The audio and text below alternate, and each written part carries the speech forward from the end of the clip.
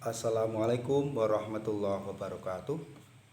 Saudara-saudaraku kaum muslimin di manapun tempat Anda berada, pada malam hari ini kita akan mengajak dalam suatu yaitu kajian ya, ngaji suluk Ramadan, yang mana pada malam-malam bulan Ramadan kita akan mengadakan kajian secara berseri tentang kajian kitab tasawuf ya, kitab tasawuf.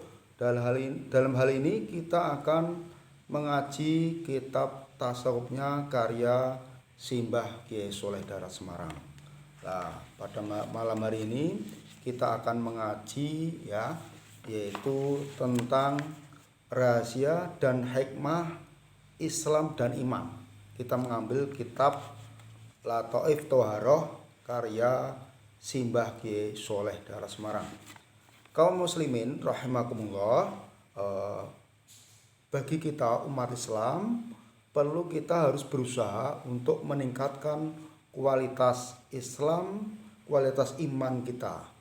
Bagaimana cara untuk meningkatkan kualitas Islam dan keimanan kita? Nah, dalam hal ini akan dipandu oleh Simbah Kiai Soleh Darat Semarang dalam kitab Lataif ini, yang mana kita akan diajak mengaji tentang yaitu bagaimana kita mengerti tentang rahasia dan hikmah Islam dan iman.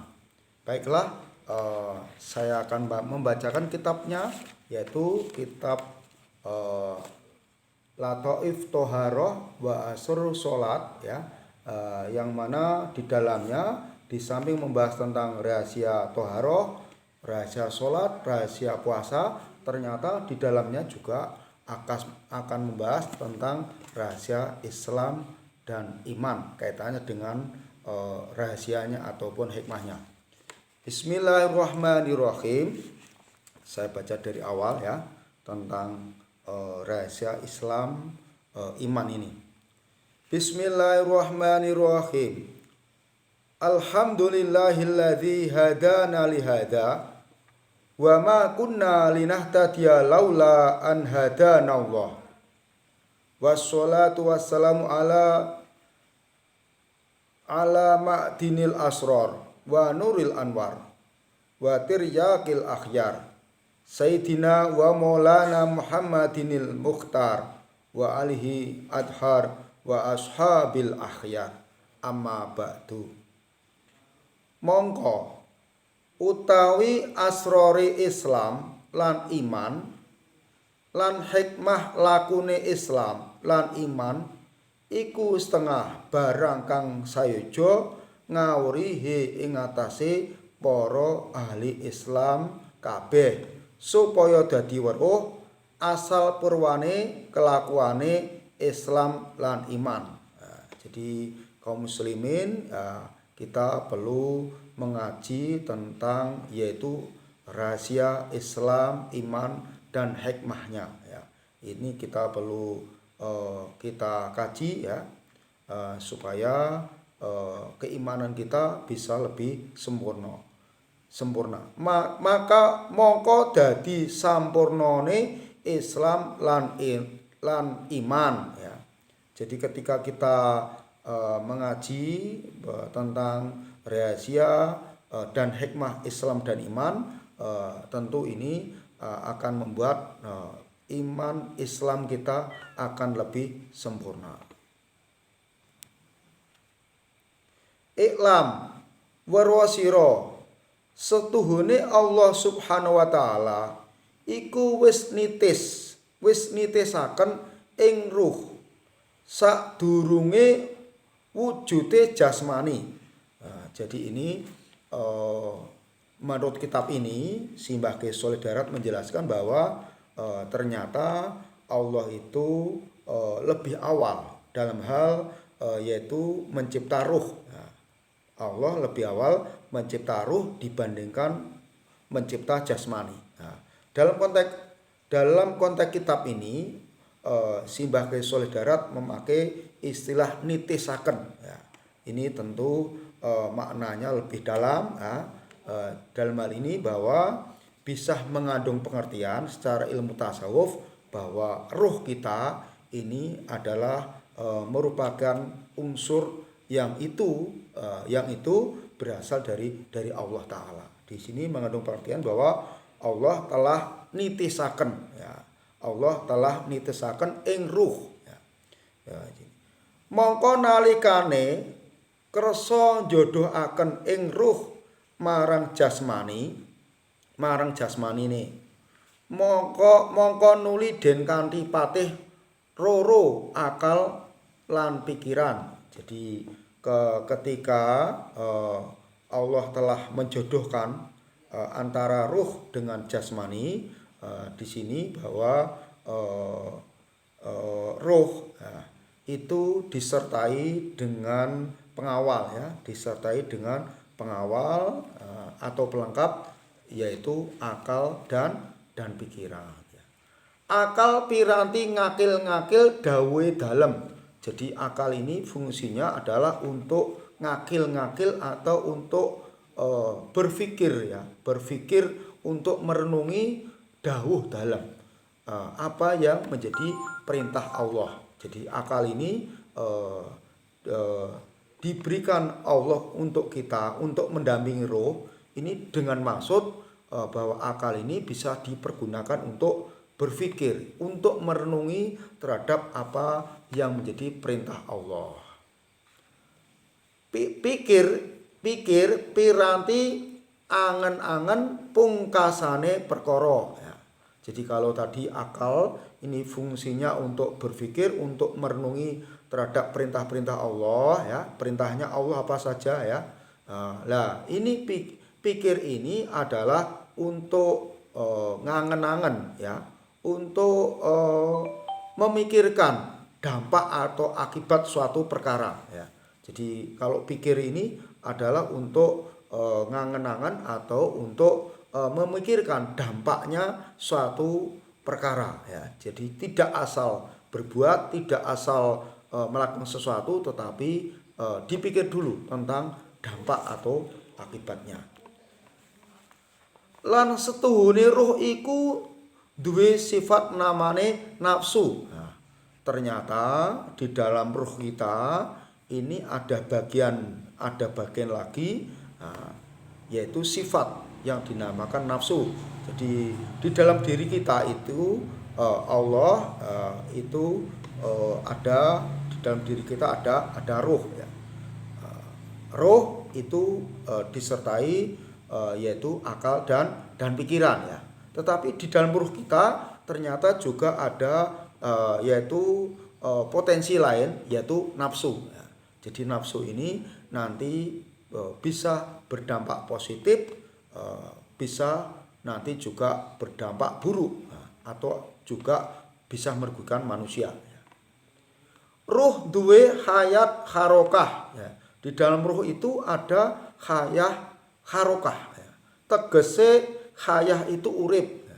Jadi di dalam ruh itu ada sesuatu yang namanya yaitu hayah yang membuat kita itu bisa hidup. Nah, jadi ruh itu di dalamnya ada hayah, artinya hidup, ya.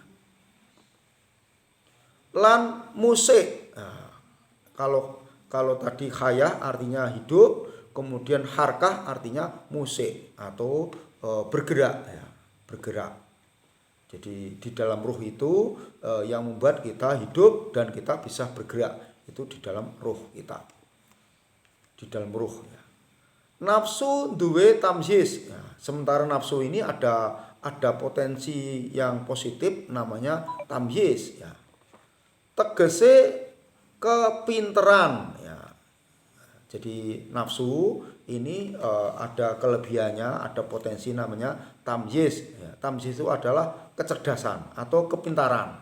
Nah, sifate ruh iku manut perintah lan ngadep pangayunan dalam fitoatilah. Jadi ruh ini kecenderungannya ini menurut perintah Allah Ta'ala, ya, menurut perintah dan selalu taat kepada Allah Ta'ala. Jadi ruh ini selalu mengajak atau membimbing untuk supaya dekat sama Allah Ta'ala, taat, patuh, dan dekat sama Allah Ta'ala. Ini sifat ruh. Jadi ruh ini sebenarnya selalu mengajak pada hal yang kebaikan sesuai dengan apa yang dikehendaki oleh Allah Ta'ala. Ana dene nafsu iku sifati kibir, angas, bangkang, perintah, wani, bendoro. Jadi ini berbeda dengan roh ya. Kalau roh ini selalu punya sifat nurut taat kepada Allah Ta'ala, nurut dan perintah pada perintah Allah Ta'ala. Tapi kalau nafsu ini karakter aslinya adalah kibir ya. Kibir itu adalah sombong ya. Kibir itu sombong ya. Juga angas itu cenderung membangkang ya. Membangkang pada perintah ya. Jadi nafsu itu punya karakter sombong dan cenderung untuk membangkang dan melawan terhadap perintah Allah. Ini karakter asli nafsu ya. Jadi di dalam diri kita ini ada potensi roh yang selalu mengajak kepada kebaikan, dan roh ini cenderung taat kepada Allah Ta'ala. Tetapi di dalam diri kita itu ternyata ada juga nafsu ya. Ada nafsu. Nah, nafsu ini cenderung untuk sombong ya, cenderung untuk mengajak berani kepada Allah Ta'ala, menentang Allah Ta'ala, mengajak untuk membelokkan dari ketauhidan Allah Ta'ala. Ini sifat daripada nafsu ya. Kemudian nafsu lan den pati nafsu loro. Nah, nafsu itu juga mempunyai pengawal ya. Jadi kalau tadi akal itu juga punya pengawal, yaitu akal dan pikiran ya.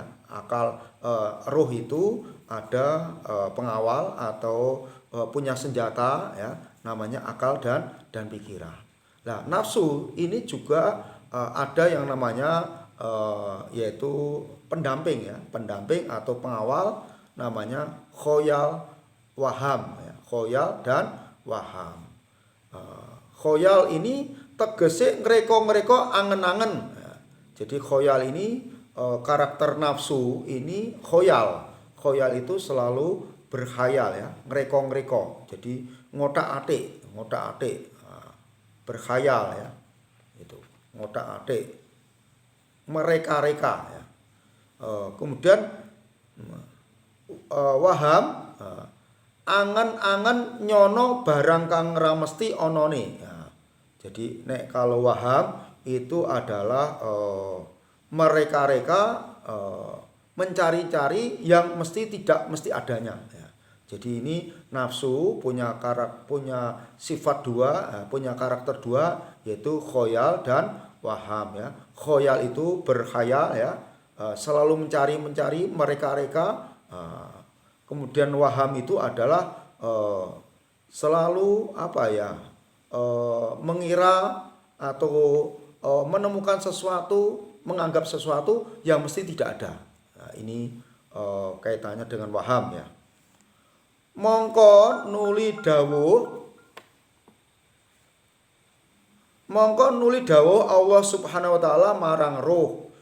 Kemudian ketika Allah telah menurunkan roh, menjodohkan roh ya kepada jasmani, kemudian Allah memerintahkan kepada roh ya. Jadi ini dulu Allah telah wanti-wanti, telah berpesan kepada roh ya. Ini yang perlu kita perhatikan ya. Ya roh sira weruhaken ira sun jodohaken kalian jasmani. He roh, ketahuilah kamu itu saya jodohkan dengan jasmani. Jadi roh itu diberitahu bahwa kamu itu roh itu saya jodohkan dengan jasmani. Jadi yang menjodohkan roh dengan jasmani itu Allah Ta'ala. Kemudian Allah berpesan ya. Allah berpesan, sira wajib miturut rembukane akal pikir. Hero, menurutlah pada pertimbangan akal dan pikiran ya. Jadi Allah berpesan supaya roh itu ini selalu mempertimbangkan atau rekomendasi dari akal pikiran. Jadi segala sesuatu mestinya roh itu adalah selalu mempertimbangkan pertimbangan akal dan pikiran. Ini pesan Allah Ta'ala seperti itu. Ojo miturut rembukane khoyal waham, ya, yang itu dari nafsu. Jadi Allah berpesan, ikutilah roh, ikutilah pertimbangan akal dan pikiran. Jangan mengikuti khoyal dan waham dari nafsu, ya. Lan sira wajib arep momong jasmani. Ini juga roh dipesan untuk membimbing yaitu jasmani, ya. Roh supaya membimbing jasmani. Kelawan momong kang bagus ojo nganti rusak. Jadi roh dipesan supaya bisa membimbing, supaya bisa menjaga sama jasmani, supaya tetap baik, supaya tidak rusak, ya. Sekira bisa bali marang alam ira rohani kelawan langgeng lan yaiku alam nurani. Nah, jadi ini dipesan supaya roh itu, ya, roh itu kan alam rohani, itu dipesan supaya tetap bagus, tidak rusak, ya, supaya nanti roh itu bisa kembali lagi ke alam asal usulnya, yaitu alam nur, ya, alam nurani. Jadi roh kita itu ternyata berasal dari alam nur, alam nurani, ya. Lan yaiku surga. Jadi roh kita itu sebenarnya asal usulnya dari alam nur, ya, alam nurani, lan yaitu sama dengan yaitu surga. Jadi roh kita sebenarnya sudah identik dengan yaitu surga, karena surga itu berasal dari nur. Nah, roh kita juga dari nur gitu. Ojo kasih bali marang neraka alam nafsu jasmani lan yaiku alam dulmani. Ini roh dipesan, ya, jangan terbawa terprosok ke alam dulmani, ya. Lan yaiku jahanam, ya. Ya, jadi jangan terprosok atau malah kembali ke alam dulmani, ya, atau alam nar, ya, alam nar yaitu neraka jahanam, ya. Ini. Jadi kalau roh kita itu bisa mendengarkan apa yang menjadi pertimbangan akal pikiran, maka akan selamat, ya. Tetapi kalau akal ini tidak mau mendengarkan pertimbangan akal pikiran, kemudian justru terperdaya oleh nafsu, ya, maka nanti ruh kita tidak bisa kembali ke alam nurani atau ke alam surga, tetapi malah terprosok ke alam dulmani, atau alam nar, atau yaitu neraka jahanam, ya. Naudzubillah min dzalik. Mongko ana ing dalam insan iku ana barang loro. Di dalam insan, di dalam diri kita manusia itu ada dua, ya, ada dua unsur, yaitu ruh dan nafsu. Ruh ngajak Iqbal tegese madhep marang perintah Bendoro. Jadi ruh itu condong untuk